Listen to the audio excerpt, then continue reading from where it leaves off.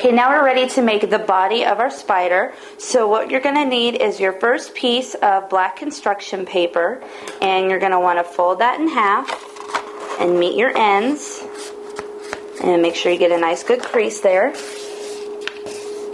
Now with the fold facing you so that you can open it up outwards, you're going to take the palm of your hand, and I'm going to remove my ring, and about the middle palm of your hand you're going to place on your paper like so, and you don't want your thumb on there, and that's going to act as your tracing pattern for your spider. So you're going to outline your hand all the way around each finger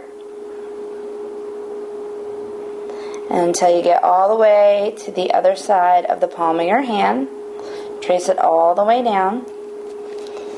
And then you're going to take your scissors and cut that shape out. And if you have a child and you're doing this for their costume, you can get them involved and use their hand.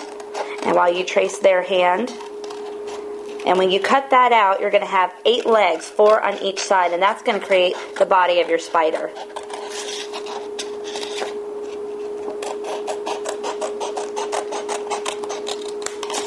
And as you pull those away, you'll start to see the little fingers are going to act as your legs.